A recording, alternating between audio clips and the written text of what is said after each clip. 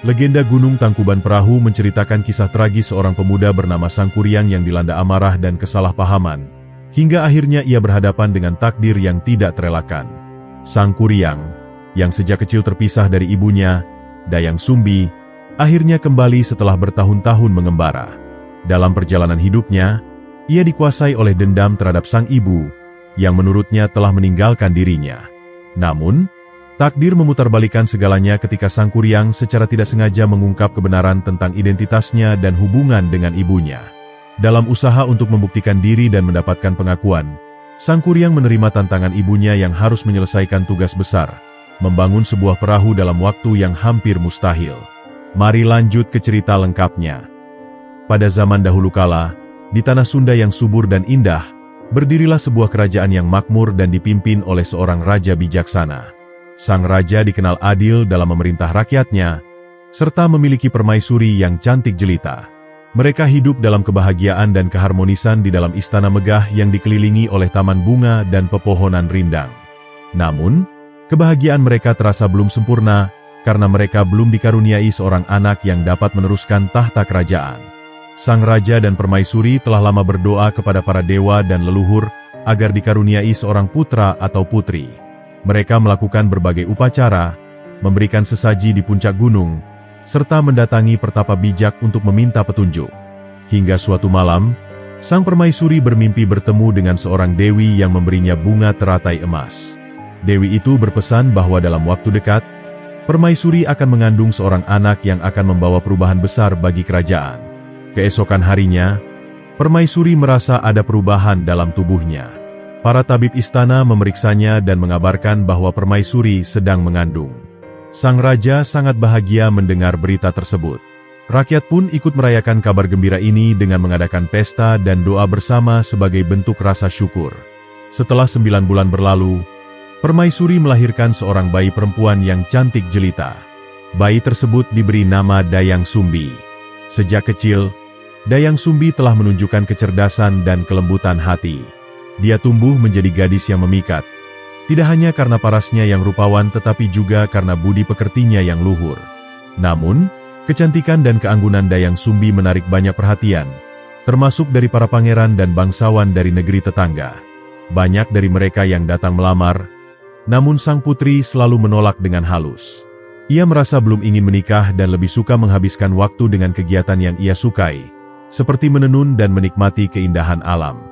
Suatu hari, Dayang Sumbi mengalami kejadian yang mengubah hidupnya. Saat sedang menenun di dalam istana, alat tenunnya jatuh ke bawah. Karena malas mengambilnya sendiri, ia bersumpah bahwa siapapun yang mengambil alat tenunnya akan ia jadikan suami. Tanpa disangka, yang mengambil alat tenun itu adalah seekor anjing sakti bernama Tumang. Dayang Sumbi terkejut, namun ia tetap harus menepati sumpahnya. Dengan berat hati, ia menerima Tumang sebagai suaminya. Namun, Tumang bukanlah anjing biasa. Ia adalah jelmaan seorang pangeran yang terkena kutukan. Meski awalnya merasa aneh, Dayang Sumbi akhirnya menerima kenyataan dan menjalani kehidupan rumah tangga dengan Tumang di sebuah tempat terpencil jauh dari istana. Tak lama setelah menikah dengan Tumang, Dayang Sumbi dikaruniai seorang anak laki-laki yang diberi nama Sangkuriang. Ia tumbuh menjadi anak yang cerdas, lincah, dan penuh semangat. Sejak kecil, Sangkuriang telah menunjukkan bakat luar biasa dalam berburu dan bertarung. Ibunya mengajarkannya berbagai keterampilan, namun tidak pernah memberitahukan tentang siapa ayahnya sebenarnya. Seiring berjalannya waktu, Sangkuriang tumbuh menjadi seorang pemuda gagah yang semakin mahir dalam berburu. Ia sering pergi ke hutan untuk mencari makanan dan mengasah kemampuannya. Suatu hari, Dayang Sumbi meminta Sangkuriang untuk berburu rusa di hutan. Namun, setelah seharian berburu, Sangkuriang tidak menemukan seekor pun rusa. Dalam keputusasaan, ia pun memutuskan untuk membunuh Tumang, anjing kesayangannya, dan membawa dagingnya kepada ibunya. Ia tidak tahu bahwa Tumang adalah ayah kandungnya yang sebenarnya. Ketika Dayang Sumbi mengetahui hal ini, ia sangat marah dan kecewa. Dalam kemarahannya, ia memukul kepala Sangkuriang dengan sendok kayu hingga terluka. Sangkuriang yang merasa bersalah dan takut akan kemarahan ibunya, akhirnya memutuskan untuk pergi meninggalkan rumah. Ia mengembara jauh dari tempat tinggalnya dan hidup di hutan belantara. Selama bertahun-tahun, ia menjalani kehidupan sebagai petualang, bertemu dengan berbagai guru dan mengasah kemampuannya dalam berbagai ilmu. Sementara itu, Dayang Sumbi menyesali perbuatannya. Ia memohon kepada para dewa agar diberikan umur panjang agar suatu hari bisa bertemu kembali dengan anaknya. Para dewa mengabulkan permintaannya. Dayang Sumbi tetap muda dan cantik meski puluhan tahun telah berlalu.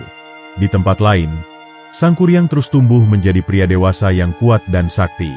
Dengan ilmu yang ia pelajari selama perjalanannya, ia menjadi seorang pemimpin yang disegani. Namun, ia tidak pernah melupakan keinginannya untuk kembali ke kampung halamannya. Setelah bertahun-tahun mengembara, Sangkuriang akhirnya kembali ke tempat asalnya. Namun, ia tidak menyadari bahwa ibunya masih hidup dan tetap awet muda. Ketika mereka bertemu, Sangkuriang langsung terpikat oleh kecantikan Dayang Sumbi. Tanpa mengetahui bahwa wanita itu adalah ibunya, ia jatuh cinta dan bertekad untuk menjadikannya istri. Dayang Sumbi yang menyadari siapa Sangkuriang sebenarnya sangat terkejut.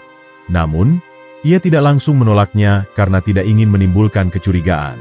Ia pun mencari cara untuk menggagalkan pernikahan yang akan terjadi.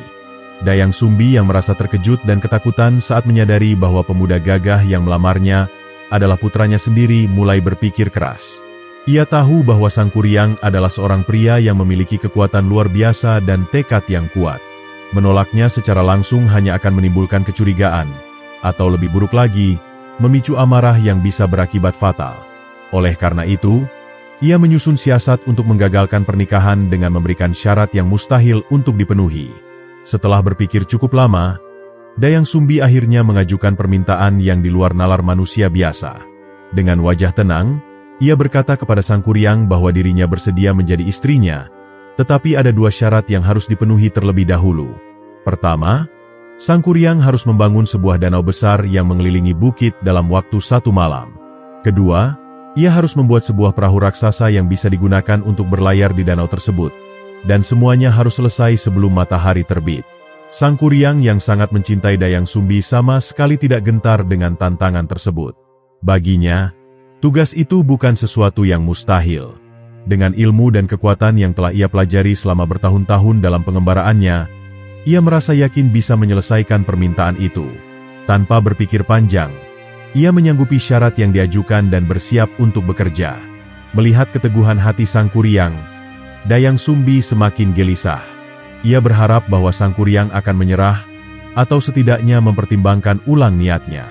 Namun, Sangkuriang segera pergi ke hutan untuk mempersiapkan segala sesuatu yang dibutuhkan. Ia memanggil pasukan jin dan makhluk gaib yang selama ini setia kepadanya untuk membantu menyelesaikan tugas tersebut dalam waktu semalam. Dengan kekuatan magis yang luar biasa, Sangkuriang mulai bekerja. Ia menciptakan bendungan besar menggunakan kekuatannya untuk menahan aliran sungai dan mengubahnya menjadi danau. Sementara itu, jin-jin yang membantunya mengumpulkan kayu-kayu besar dari hutan dan menyusunnya menjadi perahu raksasa. Semua pekerjaan berlangsung dengan kecepatan yang luar biasa, dan Dayang Sumbi mulai merasa cemas melihat kemajuan yang dicapai dalam waktu yang sangat singkat. Dayang Sumbi menyadari bahwa jika tidak melakukan sesuatu, maka Sangkuriang akan berhasil menyelesaikan pekerjaannya sebelum fajar menyingsing. Ketakutan mulai merayapi hatinya. Ia tidak ingin menikahi anaknya sendiri, tetapi ia juga tahu bahwa mengungkapkan kebenaran bisa berakibat buruk. Maka, ia memutar otak untuk mencari cara menggagalkan usaha Sangkuriang tanpa menimbulkan kecurigaan. Akhirnya, ia menemukan ide cerdik. Dayang Sumbi segera pergi ke sebuah desa terdekat dan membangunkan para wanita yang tinggal di sana. Ia meminta mereka untuk segera menumbuk padi di lesung dan membakar tumpukan jerami agar langit tampak terang seperti fajar. Ia juga meminta ayam-ayam jantan yang ada di desa itu untuk dibangunkan, dengan harapan mereka akan berkokok lebih awal. Upaya ini berhasil. Langit mulai terang karena nyala api dari jerami yang dibakar, suara lesung terdengar di seluruh desa, dan ayam-ayam pun mulai berkokok. Makhluk-makhluk gaib yang membantu Sangkuriang mengira bahwa hari sudah hampir pagi dan mereka segera menghentikan pekerjaannya. Dalam sekejap mata, mereka menghilang kembali ke dunia mereka, meninggalkan pekerjaan yang hampir selesai. Sangkuriang yang masih bersemangat menyelesaikan tugasnya tiba-tiba melihat perubahan yang terjadi di sekelilingnya. Ia melihat langit mulai terang dan suara kokok ayam menggema di udara. Ia merasa kebingungan dan terkejut. Seharusnya matahari belum terbit, tetapi tanda-tanda pagi sudah terlihat. Ia pun mulai menyadari bahwa sesuatu yang tidak wajar telah terjadi. Dayang Sumbi yang menyaksikan kejadian itu merasa lega. Ia tahu bahwa Sang Kuryang tidak akan mampu menyelesaikan pekerjaannya tepat waktu. Dengan perasaan lega dan bahagia, ia berharap bahwa kejadian ini akan membuat Sang Kuryang menyerah dan membatalkan keinginannya untuk menikahinya. Namun, Dayang Sumbi tidak menyadari bahwa tindakan yang ia lakukan justru akan membawa malapetaka yang lebih besar. Sang Kuryang yang menyadari bahwa dirinya telah ditipu mulai merasakan amarah yang membakar dalam dadanya. Ia merasa dikhianati dan dipermainkan oleh wanita yang sangat ia cintai. Kekecewaannya berubah menjadi kemarahan yang tidak terkendali. Saat kesadarannya pulih dari kebingungan, Sang Kuryang menatap langit dengan mata yang penuh amarah. Ia menyadari bahwa pekerjaan yang hampir selesai kini sia-sia karena trik licik yang dilakukan seseorang. Dadanya bergemuruh, darahnya mendidih, dan ia merasakan gelombang kemarahan yang luar biasa melanda tubuhnya. Pikirannya segera tertuju kepada Dayang Sumbi. Ia sadar bahwa hanya wanita itu yang memiliki alasan untuk menggagalkan pekerjaannya. Sang Kuryang menggertakkan giginya dan mengepalkan tangannya dengan kuat. Hatinya bergejolak antara kekecewaan dan kebencian yang semakin membakar. Ia merasa telah dipermainkan oleh wanita yang selama ini begitu ia cintai. Wanita yang ia anggap sebagai pasangan hidupnya telah mengkhianatinya dengan cara yang begitu licik. Ia tidak bisa menerima kenyataan bahwa seseorang telah mempermainkan harga dirinya. Tanpa berpikir panjang, Sang Kuryang bergegas menuju tempat di mana Dayang Sumbi berada.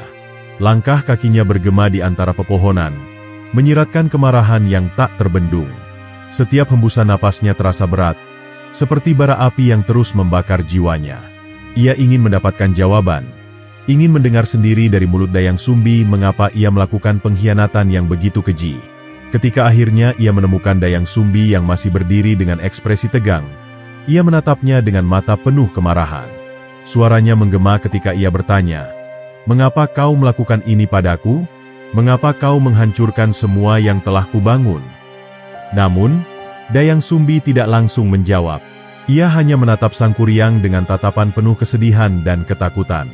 Dayang Sumbi tahu bahwa tidak ada jalan keluar selain mengatakan kebenaran. Dengan suara bergetar, ia mulai mengungkapkan siapa sebenarnya Sang Kuryang. Ia menjelaskan bahwa Sang Kuryang adalah anak kandungnya yang telah lama terpisah. Ia menceritakan bagaimana dirinya ditakdirkan untuk hidup sendiri, dan bagaimana takdir kembali mempertemukan mereka dalam situasi yang tragis. Namun, bukannya menerima kenyataan itu, Sang Kuryang justru semakin marah. Baginya, ini adalah lelucon yang tidak masuk akal. Ia merasa bahwa Dayang Sumbi hanya mencari alasan untuk menolaknya. Dalam pikirannya, ia telah berjuang begitu keras untuk mendapatkan wanita ini, dan kini semua itu harus berakhir hanya karena cerita yang sulit ia percayai. Kemarahan Sang Kuryang mencapai puncaknya. Dengan sekuat tenaga, ia mengayunkan tangan ke udara dan mengeluarkan teriakan yang mengguncang pepohonan di sekitarnya. Ia tidak bisa menerima takdir yang begitu kejam. Ia telah kehilangan segalanya, cintanya, kepercayaannya, dan harga dirinya. Dengan mata yang merah menyala, Sang Kuryang berbalik dan melihat perahu raksasa yang belum sempat ia selesaikan. Dalam kepalanya, perahu itu adalah simbol dari kerja kerasnya yang sia-sia, simbol dari pengkhianatan yang telah dilakukan terhadapnya. Ia ingin menghancurkannya, ingin menghapus semua jejak dari kebohongan yang telah merusak kehidupannya. Dengan kekuatan luar biasa, Sang Kuryang berlari menuju perahu itu. Ia mengerahkan seluruh tenaga dan emosi yang membara di dadanya untuk melakukan sesuatu yang tak terpikirkan oleh manusia biasa. Tangannya mengepal, otot-ototnya menegang, dan dalam satu hentakan dahsyat, ia mengayunkan kakinya ke perahu tersebut. Perahu itu terangkat ke udara, berputar dengan kecepatan yang luar biasa, lalu jatuh terbalik di atas tanah. Benturan kerasnya menyebabkan guncangan hebat yang terasa hingga ke seluruh penjuru negeri. Tanah bergetar, pepohonan tumbang, dan awan debu memenuhi langit. Dalam waktu sekejap, perahu itu berubah menjadi gunung yang menjulang tinggi di tengah hamparan tanah luas. Kejadian itu menjadi awal dari lahirnya sebuah legenda yang akan diceritakan turun-temurun. Gunung itu, yang kini dikenal sebagai Gunung Tangkuban Perahu, menjadi saksi bisu dari kisah tragis antara seorang ibu dan anaknya yang tidak pernah menyadari ikatan darah yang menyatukan mereka. Namun, kisah ini belum berakhir. Masih ada konsekuensi lain dari kemarahan Sang Kuryang yang belum terungkap. Langit masih dipenuhi awan kelam ketika gunung Tangkuban Perahu terbentuk dari perahu raksasa yang dibalikan Sang Kuryang. Namun, kemarahan yang meledak dalam dirinya belum juga mereda. Dalam keputusasaan, ia menatap ke arah Dayang Sumbi yang masih berdiri tertegun. Tubuhnya gemetar melihat kehancuran yang telah terjadi. Hatinya dipenuhi ketakutan, namun juga kesedihan yang mendalam. Ia tahu bahwa tindakan Sang Kuryang bukan hanya akan merusak daratan, tetapi juga mengundang kutukan yang lebih besar. Sang Kuryang, dengan napas memburu, menatap tanah yang bergemuruh di sekelilingnya. Suara gemuruh terdengar dari dalam bumi, seolah alam sendiri ikut menangisi peristiwa ini. Pohon-pohon tumbang, sungai meluap, dan hewan-hewan lari tunggang langgang meninggalkan tempat itu. Gunung yang baru saja terbentuk masih memancarkan hawa panas, seakan menyimpan amarah yang tak pernah padam. Dayang Sumbi akhirnya memberanikan diri melangkah mendekat. Ia harus menghentikan Sang Kuryang sebelum lebih banyak kehancuran terjadi. Dengan suara bergetar, ia berkata, "Sang Kuryang, berhentilah. Ini bukanlah takdirmu. Kau harus menerima kenyataan bahwa kita terikat oleh darah yang sama." Namun, kata-kata itu hanya menambah luka dalam hati Sang Kuryang. Ia menatap Dayang Sumbi dengan mata penuh kebencian. "Jangan bicara padaku tentang takdir." Suaranya menggelegar seperti petir di langit. "Aku telah membangun segalanya untukmu, namun kau menghancurkannya dalam sekejap. Kau mengkhianatiku, Dayang Sumbi." Ia melangkah maju dengan gerakan mengancam, membuat Dayang Sumbi semakin mundur ketakutan. Di saat itulah, sesuatu yang luar biasa terjadi. Angin bertiup semakin kencang. Langit tiba-tiba bercahaya dengan kilatan petir yang berkelindan, dan dari balik awan, terdengar suara gaib yang menggema. Suara itu begitu dalam dan menggetarkan, bagaikan suara para leluhur yang turun untuk menyampaikan peringatan. "Sang Kuryang, kau telah melanggar batas. Darah yang mengikatmu dengan Dayang Sumbi adalah darah kutukan. Jika kau terus melawan takdirmu, kau tidak akan pernah menemukan kedamaian." Mendengar suara itu, Dayang Sumbi menundukkan kepala. Ia tahu bahwa kutukan yang dimaksud adalah kehancuran yang akan menimpa bukan hanya dirinya, tetapi juga Sang Kuryang. Leluhur mereka telah menetapkan bahwa cinta di antara ibu dan anak tidak boleh terjadi. Jika Sang Kuryang tetap menolak kenyataan ini, ia akan dikutuk selamanya untuk mengembara tanpa tujuan, tak pernah bisa beristirahat, tak pernah bisa menemukan ketenangan. Sang Kuryang, yang awalnya marah, kini mulai merasakan sesuatu yang berbeda. Dadanya sesak, bukan hanya oleh kemarahan, tetapi juga oleh kesedihan yang baru ia sadari. Apakah benar dirinya telah melawan takdir? Apakah benar bahwa ia kini terkutuk selamanya? Namun, egonya masih terlalu kuat untuk menerima kenyataan. Ia menatap ke langit dan berteriak, "Aku tidak peduli dengan kutukan. Aku tidak akan membiarkan kalian menuliskan takdir untukku." Namun, saat itu pula, tanah di sekitarnya mulai retak. Api biru muncul dari celah-celah gunung, menciptakan pemandangan yang mengerikan. Dayang Sumbi yang melihatnya segera berlari, mencari perlindungan. Sementara itu, Sang Kuryang masih berdiri di tempatnya, menolak untuk bergerak, menolak untuk menerima kenyataan. Dalam hitungan detik, sebuah kekuatan tak kasat mata menerjang tubuhnya, menghantamnya seperti badai. Ia merasa tubuhnya ringan, seakan terangkat ke udara tanpa kendali. Angin menyapu tubuhnya dengan dahsyat, membawanya jauh dari tempat itu. Dayang Sumbi hanya bisa menatap kepergian Sang Kuryang dengan air mata mengalir di wajahnya. Ia tahu bahwa mereka tidak akan pernah bertemu lagi dalam kehidupan ini. Malam itu, hujan turun dengan deras, seolah langit pun menangisi nasib mereka. Dayang Sumbi memutuskan untuk pergi ke puncak gunung, di mana ia berdoa kepada para leluhur agar memberikan kedamaian bagi Sang Kuryang. Meskipun ia tahu, kutukan itu telah tertulis dan tidak bisa dihapus. Sang Kuryang terhempas jauh oleh kekuatan gaib yang membawanya keluar dari tanah kelahirannya. Ia melayang di udara, terombang-ambing seperti selembar daun yang diterpa badai, namun tubuhnya terasa berat seperti batu. Angin menderu di telinganya, menghapus suara jeritannya yang penuh amarah. Ia ingin melawan, ingin kembali ke tanah di mana ia dilahirkan, tetapi kekuatan yang mengikatnya terlalu besar. Kutukan telah resmi dimulai, dan kini, ia menjadi pengembara yang tak pernah menemukan tujuan. Tubuhnya akhirnya jatuh di sebuah hutan lebat yang asing. Pepohonan menjulang tinggi, dedaunan menutup cahaya matahari sehingga suasana terasa remang-remang. Udara dipenuhi kabut tipis, menciptakan perasaan yang ganjil dan suram. Ia bangkit dengan susah payah, merasakan sakit di sekujur tubuhnya, namun bukan itu yang mengusiknya. Jauh di dalam hatinya, ia mulai merasa hampa. Ada sesuatu yang telah diambil darinya, sesuatu yang tak terlihat, tetapi begitu berharga. Dengan langkah gontai, ia berjalan tanpa arah. Hutan seolah tak berujung, seakan selalu menutup jalan kemanapun ia melangkah. Setiap kali ia merasa telah menemukan jalan keluar, pepohonan berubah, akar-akar merayap dan menghadangnya. Seolah-olah alam sendiri menolaknya untuk pergi. Ia mulai menyadari bahwa ini bukan hutan biasa. Ini adalah labirin kutukan, tempat di mana ia akan terus berkelana, tanpa akhir. Berhari-hari, berminggu-minggu, bahkan berbulan-bulan ia berjalan. Tubuhnya tak menua, tak lelah, seolah waktu tak menyentuhnya. Namun, penderitaan batin semakin kuat. Dalam keheningan malam, ia sering mendengar suara bisikan, suara yang terdengar seperti dayang sumbi. Ia menoleh, berharap melihat wajah ibunya, tetapi yang ia temui hanyalah bayangan di balik pepohonan.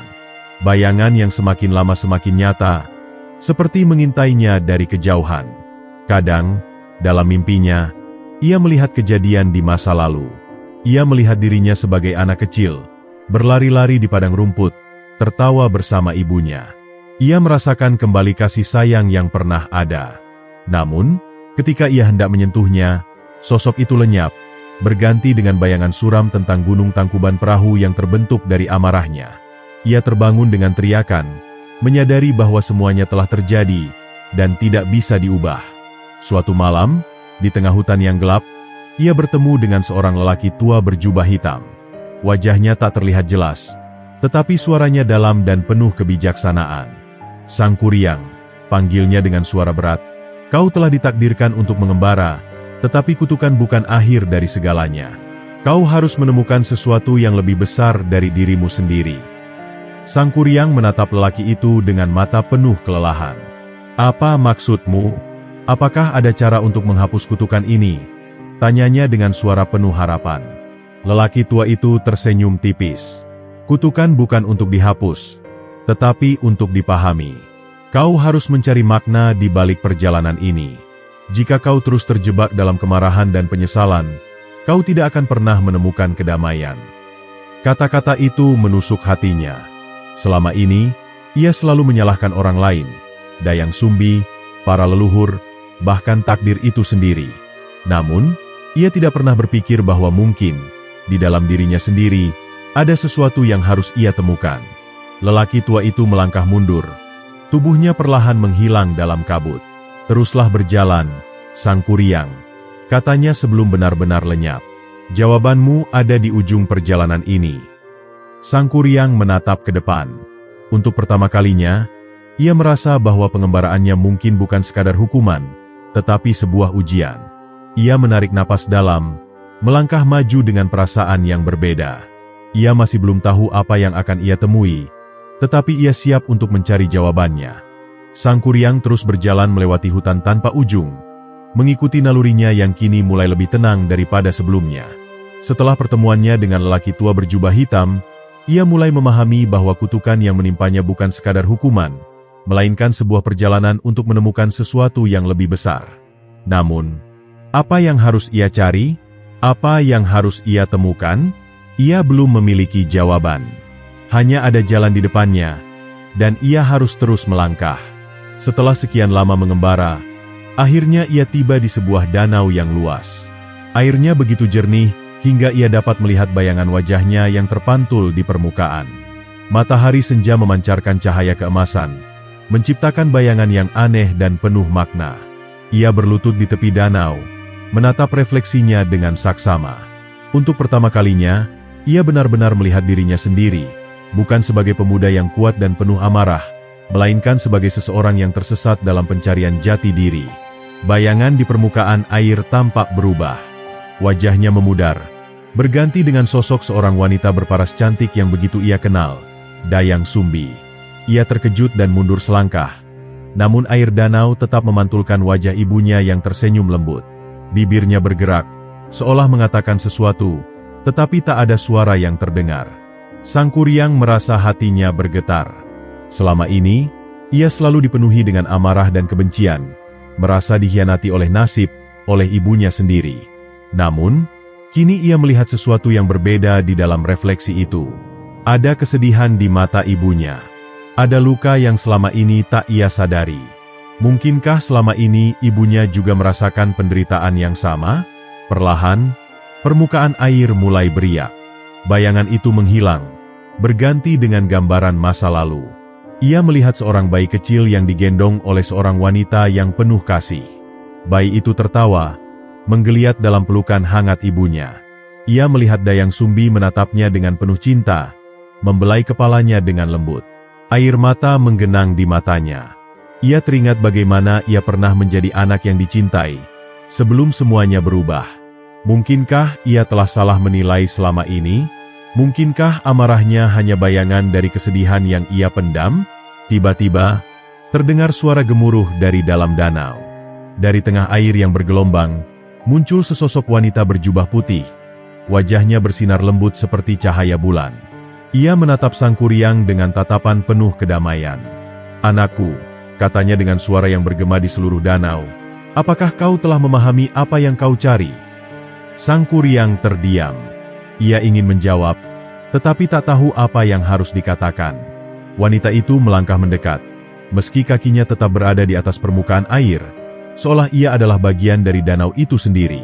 "Kebencian dan amarah adalah rantai yang mengikat jiwa," lanjutnya, "tetapi hanya kau sendiri yang bisa memutusnya. Apa yang kau cari bukanlah kekuatan atau balas dendam, melainkan pemahaman akan siapa dirimu sebenarnya." Hati Sang Kuryang terasa berat. Ia menyadari bahwa ia telah membiarkan amarah menguasai dirinya terlalu lama. Ia mengira bisa melawan takdir, tetapi mungkin yang harus ia lakukan adalah menerimanya. "Aku tidak tahu harus kemana," katanya akhirnya, suaranya lirih. Wanita itu tersenyum. "Kau sudah berada di jalan yang benar. Teruslah berjalan, dan jawaban akan datang dengan sendirinya." Perlahan, wanita itu menghilang, larut kembali dalam riak danau. Sang Kuryang menatap permukaan air yang kini kembali tenang. Refleksinya kembali seperti semula, tetapi kali ini, ia melihat sesuatu yang berbeda, seorang pemuda yang mulai memahami arti dari perjalanannya. Dengan napas yang lebih ringan, ia bangkit dan melangkah pergi. Perjalanan masih panjang, tetapi kini ia melangkah bukan untuk melawan, melainkan untuk mencari pemahaman. Ia belum tahu kemana jalan ini akan membawanya, tetapi untuk pertama kalinya dalam hidupnya, ia tidak merasa tersesat. Sang Kuryang kembali melangkahkan kakinya ke dalam hutan yang semakin pekat. Udara malam menyelimuti sekelilingnya dengan kesejukan yang menggigit. Sementara langit gelap tanpa cahaya bulan seolah menambah kesunyian yang mengiringi langkahnya. Namun, kali ini hatinya tidak lagi dipenuhi kemarahan. Ada sesuatu yang berbeda, perasaan yang belum pernah ia rasakan sebelumnya. Seolah beban yang selama ini menghimpit dadanya mulai mengendur, meski ia belum sepenuhnya memahami mengapa. Di kejauhan, samar-samar ia melihat cahaya kecil berkelap-kelip di balik pepohonan. Sejenak ia ragu, tetapi rasa penasaran menuntunnya untuk mendekat. Langkahnya semakin cepat, hingga akhirnya ia tiba di sebuah padang rumput luas yang terbuka di bawah langit malam. Di tengah padang itu, sebuah api unggun menyala dengan hangat, dan di sisinya duduk seorang lelaki tua dengan janggut putih yang panjang, mengenakan jubah coklat sederhana. Sang Kuryang berhenti sejenak, mengamati sosok itu. Ada sesuatu yang aneh dari lelaki tua itu. Ia tampak rapuh, tetapi juga memiliki aura kebijaksanaan yang begitu kuat. Seakan menyadari kehadirannya, lelaki tua itu mengangkat wajahnya dan tersenyum. "Duduklah, anak muda," katanya dengan suara lembut, tetapi penuh wibawa. Tanpa ragu, Sang Kuryang duduk di seberang api unggun, merasakan kehangatan yang menyelimuti tubuhnya. Ia menatap lelaki tua itu dengan penuh selidik, mencoba menebak siapa gerangan orang ini dan apa tujuannya di tempat yang begitu terpencil. Lelaki tua itu hanya tersenyum, seakan memahami isi pikirannya. Kau telah menempuh perjalanan panjang, katanya. Banyak hal yang telah kau lihat. Tetapi apakah kau telah memahami apa yang sebenarnya kau cari? Pertanyaan itu menusuk hati Sang Kuryang. Sejak awal perjalanannya, ia selalu mengira bahwa yang ia cari adalah kekuatan, pembuktian diri, dan mungkin takdir yang bisa ia ubah sesuai kehendaknya. Namun, semakin jauh ia melangkah, semakin ia menyadari bahwa ada sesuatu yang lebih besar dari semua itu. Aku tidak tahu, jawabnya akhirnya. Suaranya bergetar pelan. Lelaki tua itu mengangguk pelan. Takdir bukanlah sesuatu yang bisa diubah dengan amarah atau kekuatan semata, katanya. Takdir adalah cermin dari hati kita. Jika hatimu dipenuhi kebencian, maka takdir akan memberimu jalan yang penuh dengan kehancuran. Jika hatimu dipenuhi penerimaan, maka takdir akan membimbingmu menuju cahaya. Kata-kata itu menggema di dalam benaknya. Ia telah begitu lama menentang nasib, melawan segalanya dengan kemarahan dan dendam. Tetapi apakah itu benar-benar membawa kebahagiaan baginya? Ia teringat bayangan di danau. Wajah Dayang Sumbi yang penuh kasih tetapi juga menyimpan kesedihan. Mungkinkah selama ini ia buta terhadap sesuatu yang begitu jelas? Lelaki tua itu mengambil sepotong kayu dan melemparkannya ke dalam api unggun, membuat nyala api membesar seketika. Cahaya hanya bisa muncul ketika kegelapan diterima, bukan dilawan dengan kegelapan yang lebih pekat. Lanjutnya, apa yang kau lakukan selanjutnya, hanya hatimu yang bisa menentukan. Sang Kuryang menghela napas panjang. Untuk pertama kalinya dalam hidupnya, ia merasa benar-benar lelah, bukan karena tubuhnya, tetapi karena pikirannya yang terus bertarung dengan dirinya sendiri. Ia menyadari bahwa perjalanannya belum berakhir, tetapi mungkin kali ini ia harus berjalan dengan cara yang berbeda. Malam semakin larut, dan api unggun mulai meredup. Lelaki tua itu tersenyum sekali lagi sebelum berdiri perlahan. Fajar akan segera tiba, katanya. Pergilah menuju timur. Di sanalah jawaban yang kau cari akan menantimu. Sang Kuryang menatap lelaki tua itu dengan rasa syukur yang tak bisa diungkapkan dengan kata-kata. Ia merasa bahwa pertemuan ini bukan sekadar kebetulan, melainkan sebuah petunjuk yang dikirimkan oleh takdir. Dengan hati yang lebih ringan, ia berdiri dan menatap ke arah timur, di mana langit mulai menunjukkan semburat merah muda pertanda matahari akan segera terbit. Saat ia berbalik untuk mengucapkan terima kasih, lelaki tua itu telah menghilang, seolah ia hanya bagian dari mimpi. Namun, pesan yang ditinggalkannya tetap membekas di hati Sang Kuryang. Dengan langkah yang mantap, ia melanjutkan perjalanannya. Kali ini bukan untuk melawan, tetapi untuk menemukan cahaya di balik fajar yang menantinya. Ketika langit mulai menampakkan semburat jingga, Sang Kuryang melangkah menuju timur seperti yang dikatakan lelaki tua misterius itu. Setiap langkahnya terasa lebih ringan, seolah beban yang selama ini menghimpit dadanya mulai terangkat sedikit demi sedikit. Namun, pikirannya masih dipenuhi dengan pertanyaan-pertanyaan yang belum terjawab. Siapa lelaki tua itu? Mengapa kata-katanya begitu menggugah hatinya? Dan apa yang sebenarnya menantinya di ufuk timur? Di balik fajar yang perlahan menampakkan dirinya, hutan yang semula gelap kini perlahan berubah. Kabut yang menyelimuti dedaunan mulai memudar, memperlihatkan jalur-jalur setapak yang sebelumnya tersembunyi. Suara burung-burung yang baru bangun terdengar mengisi udara, menambah keheningan yang mendamaikan hatinya. Namun, di balik ketenangan itu, ada sesuatu yang aneh. Entah mengapa, Sang Kuryang merasa bahwa ia sedang berjalan menuju sesuatu yang telah lama ia lupakan, sesuatu yang selama ini berada di depan matanya, tetapi ia tidak pernah menyadarinya. Perjalanannya membawanya ke sebuah lereng bukit yang menjorok ke arah matahari terbit. Di sana, di antara pepohonan yang rindang, berdiri sebuah gubuk tua yang tampak tak terawat, seolah telah lama ditinggalkan. Atapnya sebagian runtuh, dan dinding-dinding kayunya dipenuhi lumut hijau. Namun, ada sesuatu yang terasa akrab tentang tempat ini, sesuatu yang membuat dadanya bergetar tanpa ia tahu alasannya. Perlahan, ia melangkah mendekat. Jantungnya berdegup semakin cepat ketika ia menyentuh pintu kayu yang rapuh itu. Ketika akhirnya ia mendorongnya, suara derit kayu yang tua menggema, seakan menyambut kehadirannya.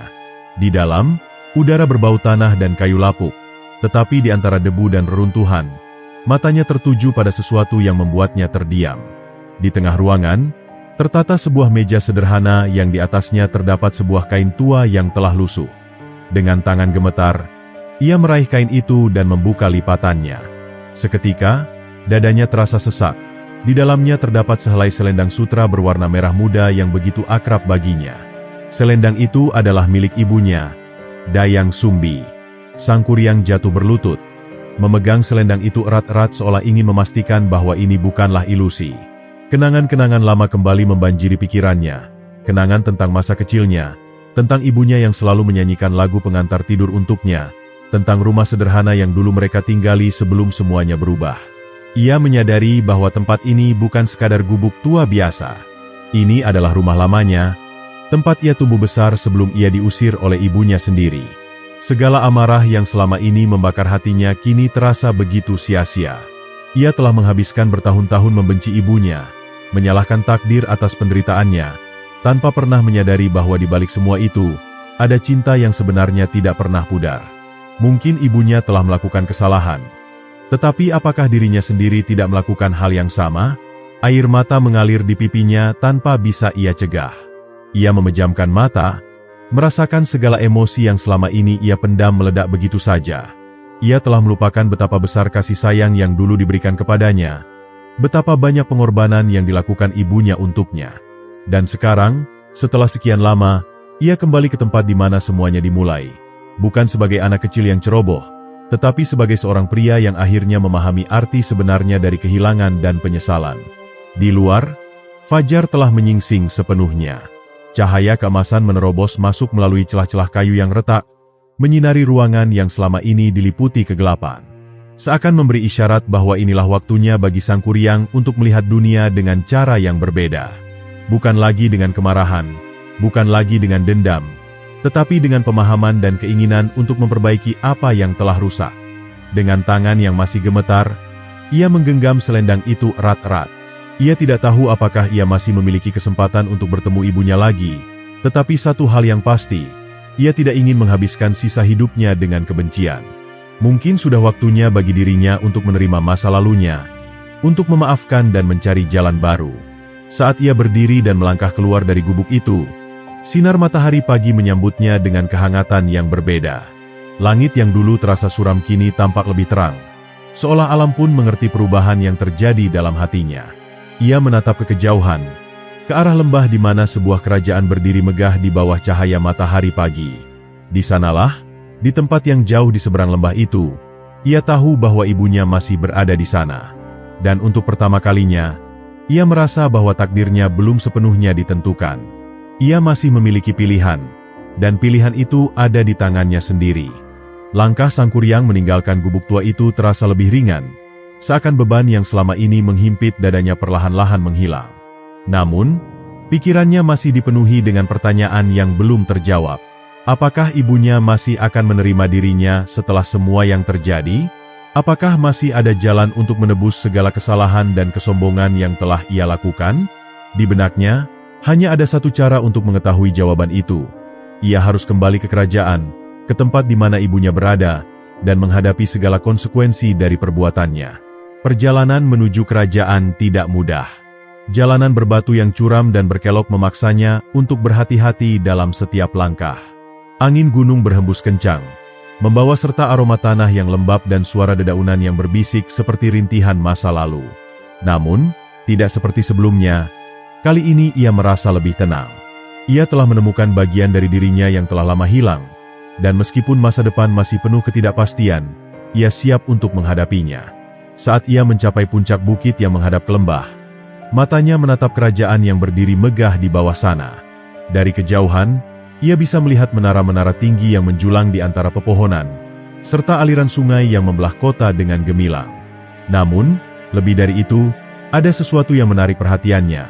Sebuah cahaya samar yang berkilauan di langit pagi, membentuk pola yang tidak biasa.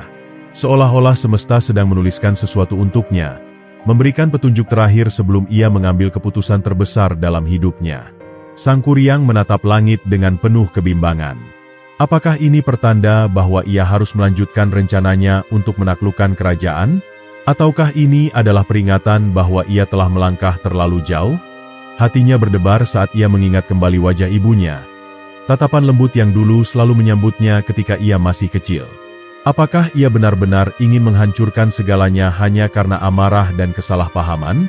Ia menutup matanya, membiarkan pikirannya mengalir bebas. Ia teringat pada masa kecilnya, saat ia bermain di hutan bersama Tumang, anjing setianya yang ternyata adalah ayah kandungnya. Ia teringat saat ia berlari-lari di tepi sungai, menangkap ikan dengan tangan kecilnya, dan bagaimana ibunya selalu tersenyum melihatnya. Kenangan itu begitu kuat, begitu nyata, seakan-akan ia bisa merasakannya kembali. Namun, kini semuanya telah berubah. Dendam dan ambisi telah membutakan hatinya, membuatnya melupakan semua hal yang benar-benar berharga dalam hidupnya. Ketika akhirnya ia membuka matanya, keputusan telah diambil. Ia tidak akan membiarkan masa lalu menghancurkan masa depan. Ia tidak akan lagi membiarkan kemarahan menguasai dirinya. Untuk pertama kalinya dalam hidupnya, ia ingin memperbaiki kesalahannya, bukan menambah lebih banyak luka. Dengan keyakinan baru yang menyala dalam dadanya, ia melangkah menuruni bukit, menuju gerbang kerajaan yang menjulang di kejauhan. Saat ia tiba di pintu gerbang kerajaan, para prajurit yang berjaga langsung mengangkat senjata mereka. Mereka mengenali wajah Sang Kuryang, sosok yang pernah mengancam kerajaan dan menimbulkan ketakutan di hati rakyat. Namun, kali ini ia tidak datang dengan pasukan atau dengan niat untuk menaklukkan. Ia datang sebagai seorang anak yang ingin bertemu dengan ibunya, seorang pria yang telah menyadari kesalahannya dan ingin menebus semuanya. Tanpa ragu, ia mengangkat tangannya sebagai tanda bahwa ia tidak membawa senjata. Para prajurit saling berpandangan, ragu apakah mereka harus menyerangnya atau membiarkannya masuk. Namun, sebelum mereka bisa mengambil keputusan, sebuah suara lembut namun penuh wibawa terdengar dari dalam istana.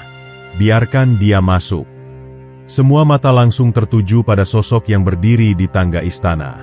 Dayang Sumbi berdiri di sana, mengenakan pakaian kebesarannya, tetapi wajahnya tidak lagi penuh kemarahan seperti sebelumnya.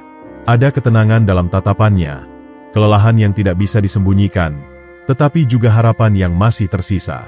Dengan langkah perlahan, ia menuruni tangga, mendekati putranya yang telah lama hilang.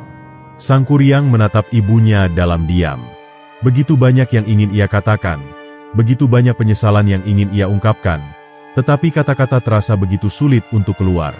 Akhirnya, dengan suara yang bergetar, ia berbisik, "Ibu, aku telah salah." Air mata menggenang di mata Dayang Sumbi. Ia tidak pernah membayangkan bahwa hari ini akan tiba, bahwa putranya yang dulu dipenuhi amarah kini kembali dengan hati yang terbuka. Tanpa berkata apapun, ia melangkah maju dan meraih tangan putranya, menggenggamnya erat seolah tidak ingin melepaskannya lagi. Langit di atas mereka mulai berubah. Cahaya keemasan matahari pagi semakin bersinar terang, menyelimuti mereka dalam kehangatan yang lembut. Angin berhembus pelan, membawa serta suara-suara alam yang seakan menyanyikan lagu rekonsiliasi. Takdir yang telah lama tertulis di langit akhirnya menemukan jalannya. Sang Kuryang tahu bahwa perjalanannya belum berakhir. Masih banyak yang harus ia lakukan untuk menebus semua yang telah terjadi. Tetapi untuk pertama kalinya, ia merasa bahwa ia tidak lagi berjalan sendirian. Ia telah menemukan jalan pulangnya, tidak hanya ke kerajaan, tetapi juga ke dalam hatinya sendiri.